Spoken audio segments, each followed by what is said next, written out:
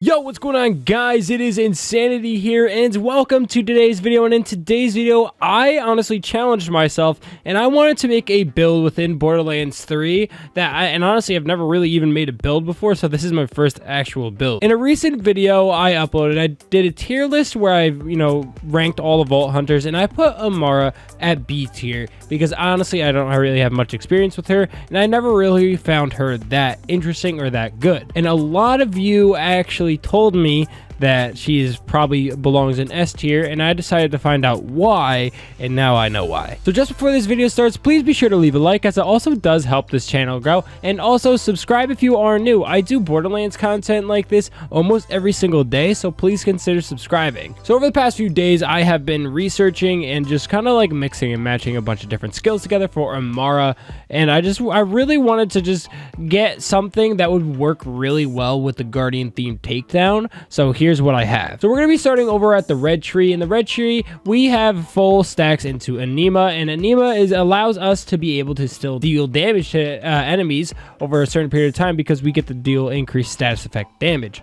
So, as we're reloading or something, we can still be doing damage, or as we're in the process of actually going down, we'll still be doing more damage. So moving on to the next skill, we have Infusion. Infusion, this converts some of the damage that we do into our action skill element, and our action skill element can either be shock, corrosive, or fire. This allows us to boost our damage in one specific element even further. So versing bosses like Grave Ward, if we just make it fire, it's over. Grave Ward's going to be toast, literally. Moving on to the next skill, we have Tempest, and Tempest just deals increased elemental damage, and our shock damage is also further increased. So this makes it very useful for all elements, and especially shock. So the Guardians only shield health bars, so shock is going to be really good against Guardians. Moving on to the next skill, we have Dread. Dread just deals gun damage is increased for a few seconds, and if the enemy is grasped. And if you kill that enemy, the current weapon you are holding is actually going to reload instantly. And this, I don't know, I just kind of just put this skill in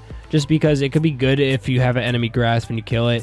It could be good for like a Monarch or something, just so you could just keep firing. Moving on to the next skill, we have Deep Wall. Literally just increased magazine size for elemental weapons. That's literally it. And now we have Indiscriminate. Indiscriminate allows bullets to ricochet, kind of like Jacob's weapons do, but they can bounce off walls.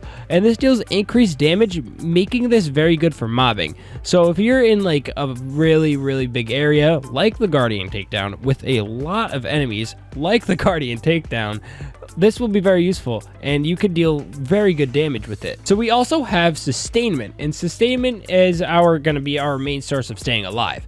Now, with this build, it is a very frail build. As you'll see over at the green tree, our max health isn't even that high. So we're going to be really focused on staying alive with weapons. So what we're going to be doing is actually getting lifesteal from Sustainment with elemental weapons. So if we do damage, we get 20% of damage dealt back into our health. So literally keeping us alive with stuff like a Monarch. So that's really good, just for like when you have to charge those crystals, just keep firing into the hordes and stuff like that. You should be fine. Now we have Forceful Expression. We just deal more elemental damage based on our action skill element even further, and literally, honestly, that's pretty good. So that's for the red tree for you. It's really focused on what action skill element we have currently, and it is a really good mobbing tree. So yeah, so moving on to the blue tree, we have Fast Hands. Literally allows us to reload quicker, and our weapon slot speed is improved, just making this quicker, and just so we could just be faster at everything. Now, Do Harm and Violent Tapestry are honestly just fillers, just so I could get to this next level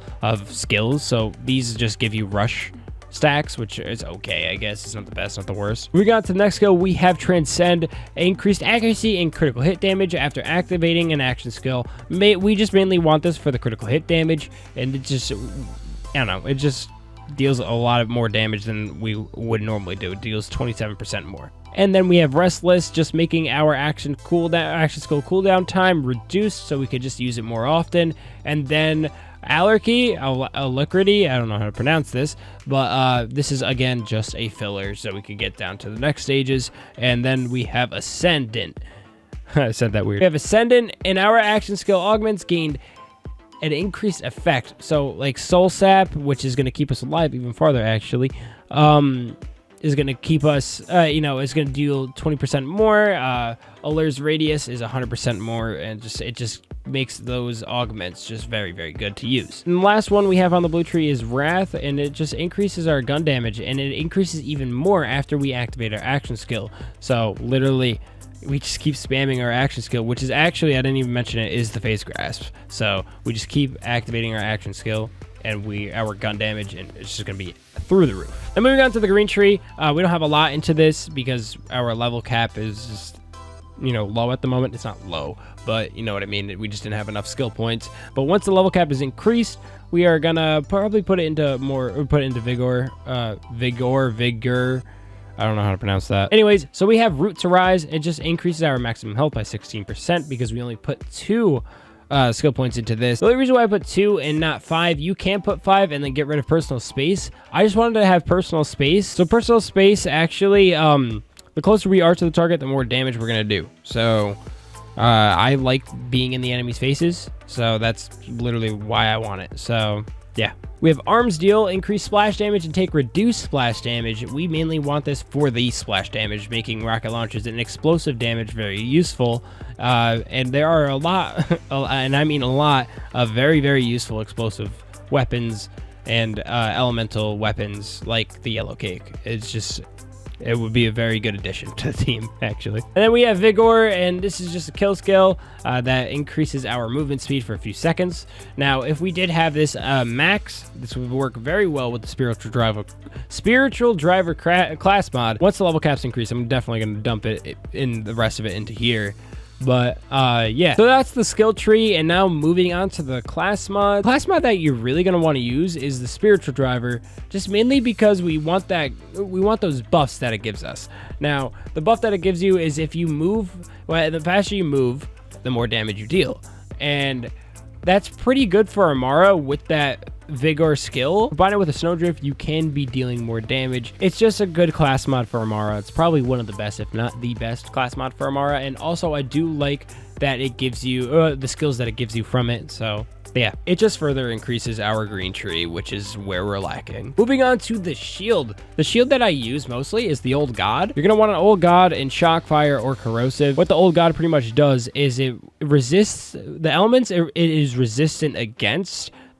It deals more damage in that element. So if it's resistant against corrosive, it's going to deal more corrosive damage. So you can just swap them out depending on the boss you're facing, depending on the enemies you're facing. Say you're going up against Guardians, you're going to want to use the Shock one. Slap on the Shock Old God and just, make havoc. It's just insane. Now moving on to some anointments that you're going to want to have. So for the shields and nades, you're really going to need action skill end, gain 50% bonus and shock, incendiary, or corrosive damage with weapons for 10 seconds. That's the anointment that you really want for those two, because I can't stress it enough, it makes so much of a difference. And then for like weapons, just gain 300% increased damage against enemies above 90% health, literally making your first shot absolutely powerful. It is not even fair. So moving on how you use this build. This build is actually really good if you just spam on the ground with the Phase Grasp, if you actually don't grasp any enemies and just stack your rush because we have rush for whatever reason. But stack your rush, we get to stack like all of your action skill ends and stuff like that, and just deal crazy amount of damage. And you can grasp an enemy if you need that instant reload. So yeah. And also I do want to mention that Gearbox has also said that they're going to be nerfing the health values of the enemies inside the Guardian Takedown. Now, I don't know if this is active by the time this video goes up. I'm making it on a Saturday night, and I'm going away for a few days. I'm just making a few videos in preparation for that. So, yeah, I mean, if it's already up, it's up. If it's not, I'm just letting you know that this build will actually be shredding through the Guardian Takedown once the health values are reduced. Yeah, there are some skills that I could probably, swap some out for, but I'm very happy with this build. So yeah, this is the Guardian Destroyer Amara build. If you guys, want to go download it, the save file link will be down in the description if you play on PC. If you play on PS4 or Xbox, good luck farming and, have fun. So yeah, it's been Sanity. Yeah, hopefully you enjoyed it, and see y'all later.